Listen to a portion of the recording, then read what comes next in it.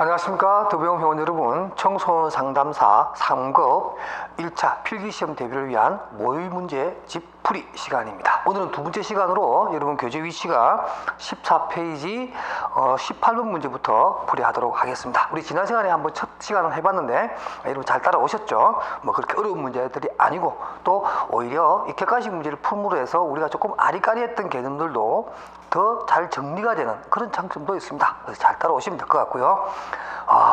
800문제를 풀어야 되는데 지난 시간에 우리 17문제 풀었으니까 이제 700문제로 문제 수가 떨어졌네요. 조금만 더 가면 될 것 같습니다. 자, 18번 문제를 풀어보도록 하겠습니다. 다음 중 아동학대의 특징에 대한 설명으로 옳지 않는 것, 아동학대에 대한 문제가 나왔는데요. 옳지 않은 것입니다. 그래서 답은 2번인데요. 옳지 않은 내용만 한번 살펴볼게요. 아동학대는 신체에 대한 공격이나 2번입니다. 아동학대는 신체에 대한 공격이나 상대방에게 심각하게 상처를 주는 행동을 말한다 라고 해서 아동학대라고 하는 것이 단순하게 신체에 대한 공격만을 얘기하는 것이 아니라 심리적인, 예를 들면 뭐 정서적인 학대라든가 또는 방임을 한다든가 또는 뭐 성적 학대 이런 것이 다 포함하는 겁니다. 그래서 그 보기 1번에 보면 아동학대의 종류에는 신체적인 학대라든가 방임이라든가 성적 학대라든가 정서적 학대까지도 그 내용에 다 포함되는 겁니다. 그래서 3번과 4번, 5번까지 합쳐서 여러분 맞는 걸로 보시고요. 2번에 대해서는 신체에 대한 것만 얘기한 것이 아니다. 이렇게 정리하시면 여러분들 뭐 18번 문제는 크게 어렵지 않았고요. 그다음 19번입니다. 다음은 무엇을 설명하는 내용인가? 질문 내용에 보면 이렇습니다. 강력한 환경의 영향에도 불구하고 유전자 행위 결과적으로 동일한 발달 상태에 돌아갈 수 있도록 표현력을 한정짓는 기제를 말한다. 한정짓는다. 다시 말해서 뭐 다양한 영향력이라든가 발달의 어떤 원인의 다양성이라든가 또는 발달 결과의 다양성이라고 하는 것이 있긴 하지만, 그런데 우리 인간의 발달이라고 하는 것은 기본적으로 어떤 하나의 원칙이 있고, 그죠? 원칙이 있고 또 꼭 발달돼야 될 것들은 누구에게나 똑같이 일어나고 또 방향성이라든가 이런 것들이 어느 정도 원칙과 같이 지켜지는 게 있다는 거죠. 그게 바로 발달에 있어서 수로화 기제입니다. 수로화 기제라는 것은 뭐냐면 이 수로화라고 하는 것은 물숫자의 길로자죠. 그러니까 물이 흘러가는 그 수로를 얘기합니다. 도랑 같은 거죠. 그러니까 물이 흘러가는 어떤 수로, 도랑을 딱 파놓으면 물이 뭐 딴 데 가지 않죠. 그 도랑을 따라서 물이 흘러갈 수밖에 없어요. 그죠?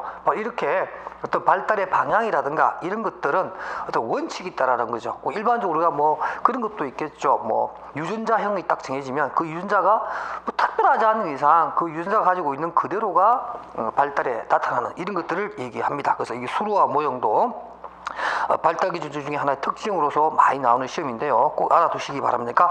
동일한 발달 상태로 도달할 수 있도록 표현력을 한정짓는 기제다라고 해서 누구에게나 다 그 정도의 기제를 일반적으로 가지고 있다는 거죠. 그래서 대부분의 사람들은 발달 방향이 비스무리하다. 또 내용이 좀 하고 뭐 청소년 시기에 어떤 게 나오고 뭐 성인기에 또 어떤 것들이 발달되고 하는 것들은 사람마다 조금씩 차이는 있지만 거의 비슷한 방향을 갖고 간다. 이게 바로 수로화 모형 또 수로화 기제라고 합니다. 그거 기억하시고요. 20분입니다.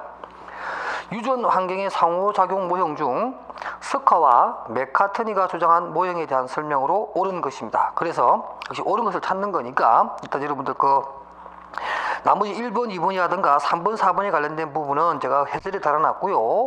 5번에 있는 내용이 스카와 맥카트니가 주장한 발달 모형에 관한 내용입니다. 그 내용을 보면 이렇습니다. 5번에 능동적 유전 환경의 상호 관계에서는 아동이 많은 것을 경험함에 따라 자신의 성향에 맞는 환경을 스스로 선택할 수 있다. 이렇게 주장한 것이 바로 스카와 맥카트니의 모형 이론입니다.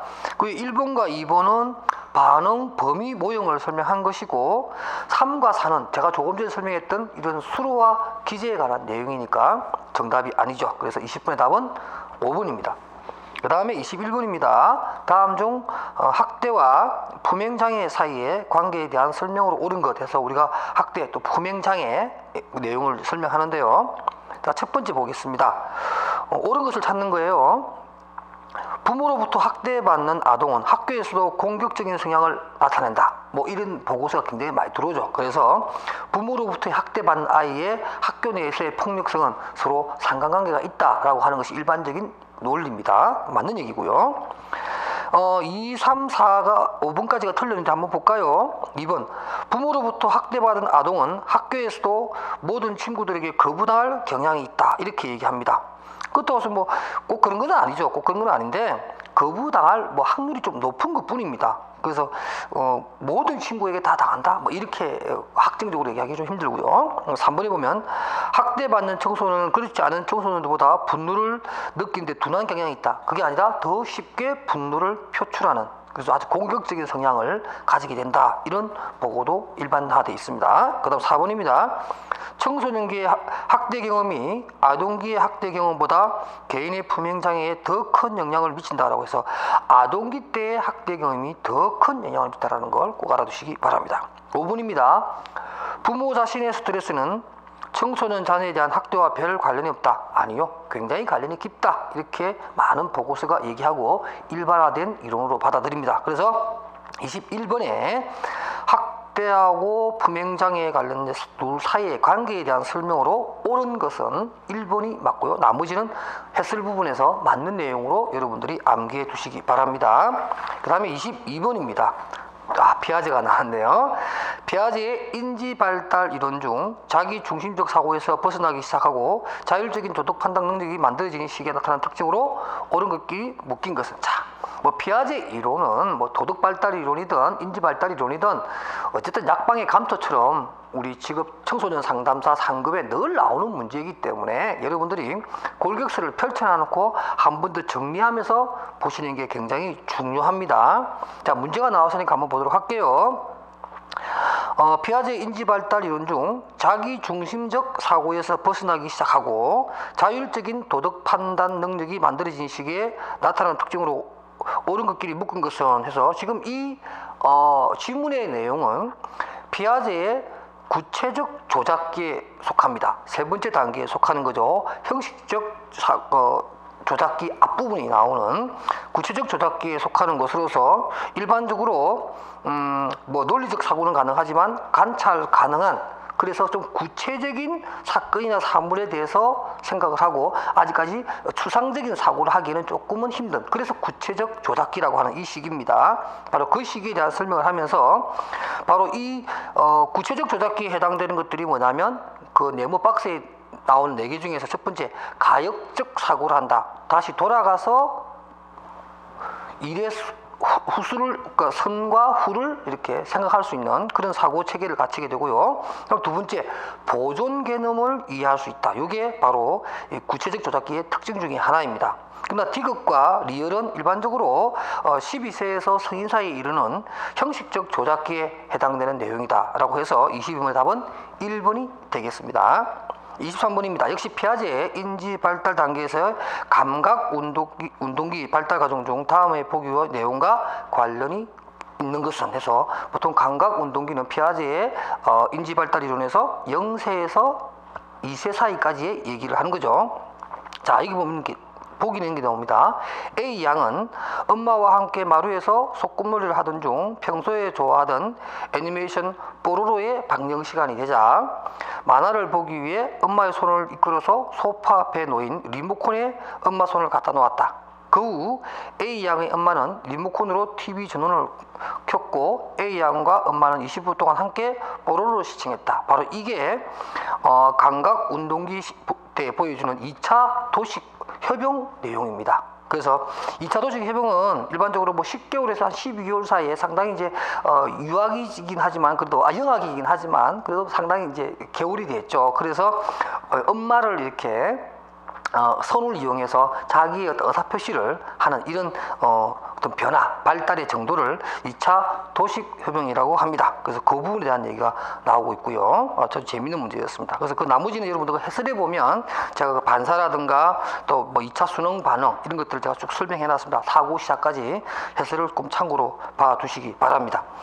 그 17페이지 나오는 2차 도식협약에 보면 제가 설명해 놨습니다. 10개월에서 12일 사이에 인지발달 단계로서 도식을 도구로 활용하여 자신의 목적을 이룰 수 있게 된다라고 하는 거죠. 그 엄마의 손, 엄마 자체를 하나의 도구로 사용해서 TV를 켜게끔 하는 이러한 방법을 찾아내기 시작한 것이 바로 2차 도식협약이다. 이렇게 보시면 되겠습니다.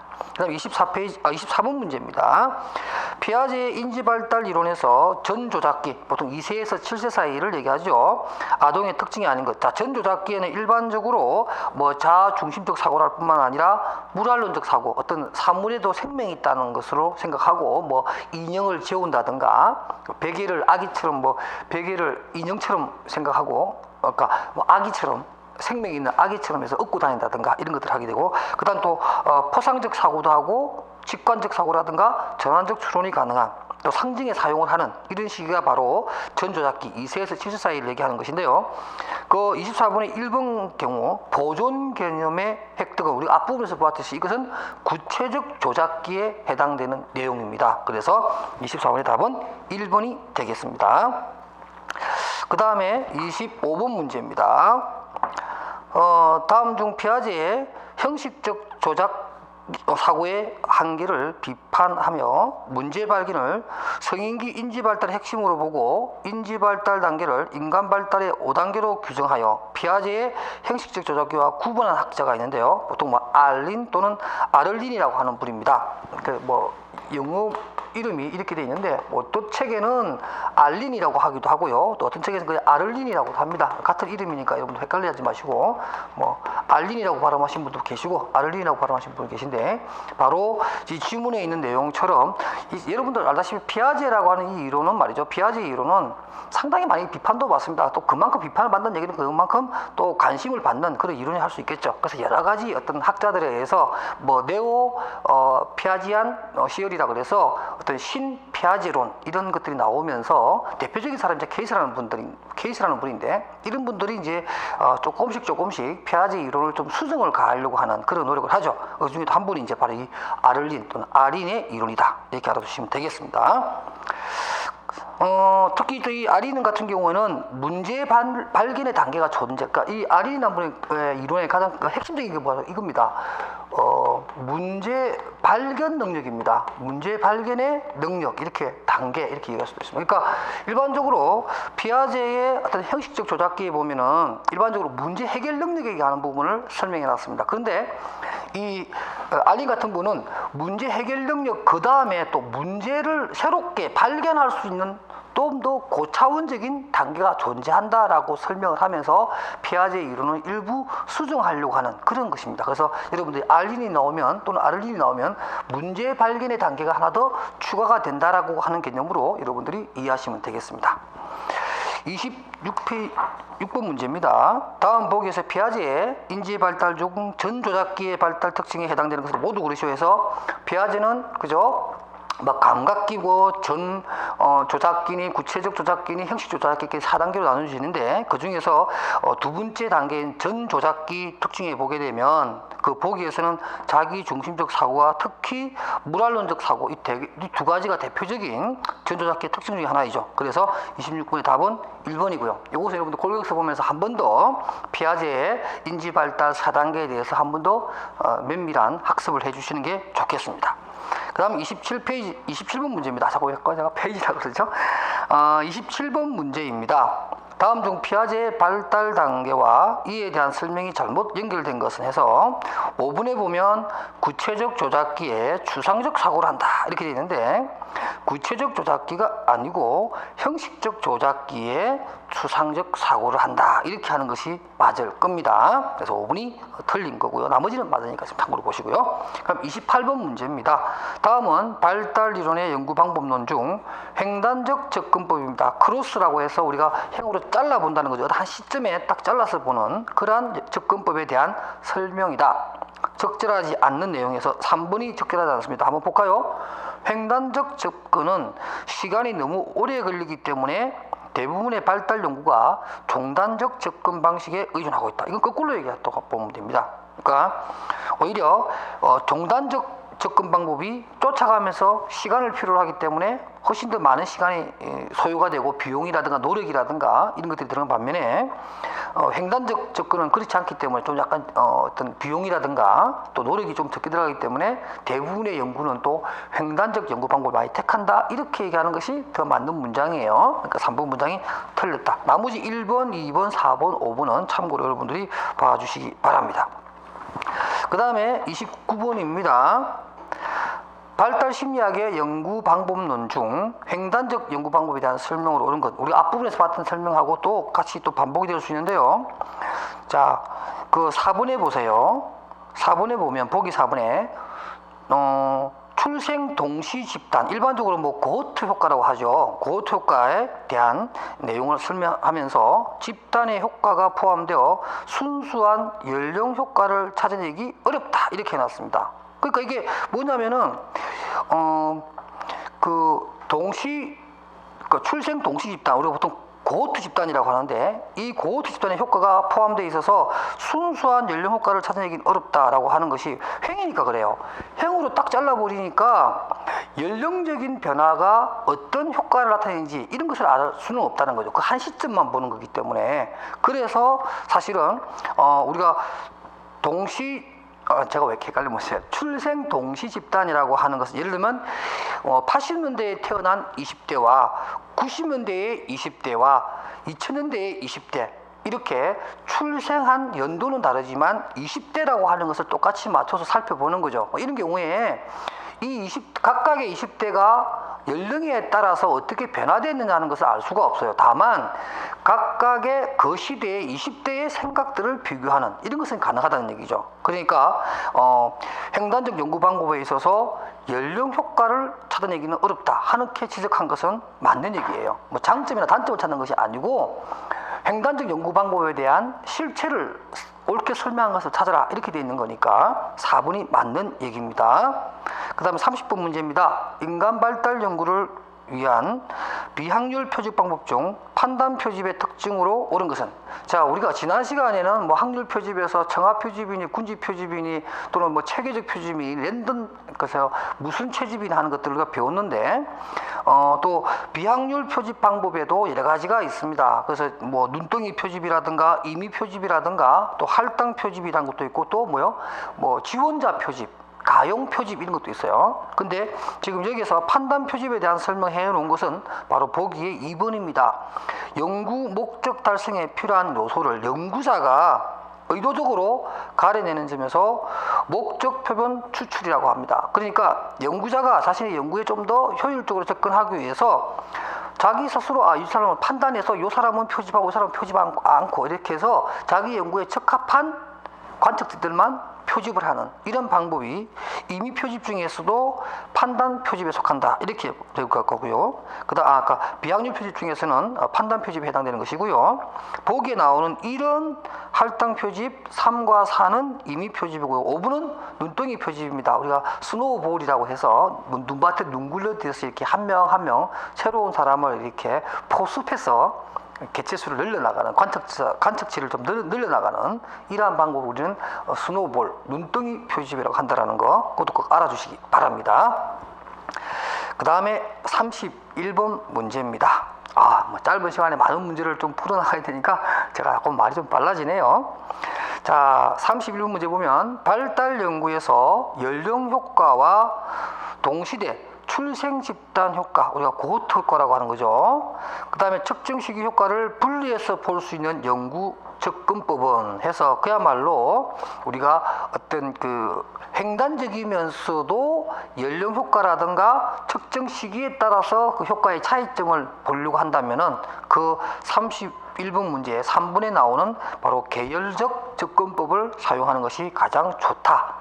계열적 접근법에 대해서는 여러분들 기본 골격에서 잘 나와 있기 때문에 이것은 일반적으로 횡적인 연구 방법과 종적인 연구 방법을 조금 복합적으로 구성을 해서 만든 설계 방법이다 이렇게 보시면 되겠습니다. 그 다음에 32번입니다. 다음 중 인간 발달에 필요한 발달 과업에 대한 설명으로 옳은 것끼리 묶은 것입니다. 그래서 답은 일단 기억과 리언인데 디귿과 리얼은 보기에서 왜 틀렸냐면 디귿이 이렇게 되어 있죠. 길모어의 이론에서 발달 과업은 교육 목표를 설정하는 데 도움을 주는 핵심 요인이다. 이렇게 설명했습니다. 근데 지금 이 말은 일반적으로 헤비거스트의 얘기입니다. 헤비거스트는 보통 유아기부터 노년기까지 6단계로 발달 단계를 정하고 그 다음에 각각의 그 시기에는 발달 과업이 있다라고 해서 많게는 9개, 뭐 적게는 한 6개 정도 해서 발달 과업을 했죠. 주로 이 헤비거스트는 주로 학습 준비도라든가 교육 목표를 설정하는데 도움이 되는 그러한 발달 내용을 설명한 학자이고요. 그래서 이것은 길모어가 아니고 헤비거스트 얘기고, 거꾸로 리얼은 헤비거스트는 발달 과업을 일, 인간관계 및 자기 자신에 대한 관련된 것으로 세 가지로 나누었다. 이게 길모어 얘기입니다. 그러니까 지금 디귿과 리얼은 서로 뒤집어져 있다. 이렇게 보시면 되겠습니다. 그 다음에 33번입니다. 다음 중 계절의 성숙 이론에 대한 설명으로 옳지 않는 겁니다. 계절은 1번과 3번, 4번, 5번 계절에 관한 내용이니까 여러분들 당연히 암기도 하시고 이해해 주시고요. 2번이 왜 틀렸냐면 프레벨 여러분 뭐 프랑스 학자라서 보통 뭐 유치원, 유아원의 어떤 창시자 이렇게 우리가 보통 얘기하죠. 이러한 프레벨의 교육 사상을 비판하면서 객관적인 방법으로 아동 행동에 접근하였다. 또는 객관적인 방법, 과학적인 방법 또는 경험적인 방법으로 청소년이라든가 아동의 발달 단계를 연구한 학자, 우리 일반적으로 스탠리 홀을 얘기합니다. 그러니까 질풍노도의 시기라고 하는 내용을 설명한 바로 스탠리 홀이라는 분의 얘기가 바로 2번입니다. 그러니까 이것은 계절의 내용이 아니고 스탠리 홀의 내용입니다. 여러분들 나중에 6번째 과목인 청소년 이해론에 가면 제가 스탠리 홀에 대한 설명을 많이 해주는데요. 또 아마 그런 관련된 문제가 나올 겁니다. 그때 한 번 더 확인해 봅시다. 34번입니다. 설리반의 발달 단계 이론의 특징 중 다음 중 보기의 특징이 나타나는 시기는 어떻게 되느냐 하는 거예요. 여러분도 알다시피 그 헬리스텍 설리반이라는 분은 주로 이제 정신역동적 상담 이론의 어떤 그 계열에 있는 분으로서 우리가 일반적으로 뭐 대인관계 이론의 대가이면서 프로이트의 제자에 속한다 이렇게 일반적으로 평가를 하죠. 이런 설리반의 그 발달 단계는 뭐 그 7단계로 나눠져 있어요. 거기 보면은 이러한 내용들이 나타나는 시기가 언제냐 하는 건데, 보기에 보면은 모든 것을 털어놓을 수 있는 또래의 중요성이 커지기도 하고 대인관계의 깊이가 이전보다 훨씬 더 깊어지는 단계이며 독립심이 나타나지만 다소 혼란스럽다. 그 다음에 홀이 주장한 질풍노도의 시기에 해당된다. 그러니까 이건 어떤 청소년에 해당된다고 볼 수 있겠죠. 그죠? 그러니까 질풍노도란 말 나오고 좀 더 혼란스러운 시기다. 다소 혼란스럽다. 아직 정리가 안 된 거죠. 아직 성인은 아닙니다. 그렇다고 해서 독립심이 나타나니까 아동기는 아니죠. 그러니까 청소년 시기인데 정기보다는 후기에 더 가깝습니다. 그래서 이 설리반의 발달 7단계에서는 후기가 보통 일반적으로 18세에서 23세 정도에 해당되는 청소년 시기라고 볼 수가 있어요. 그러니까 청소년과 성인 딱 그 과도기에 해당되는 그런 시기를 얘기합니다. 그래서 이 보기의 내용들은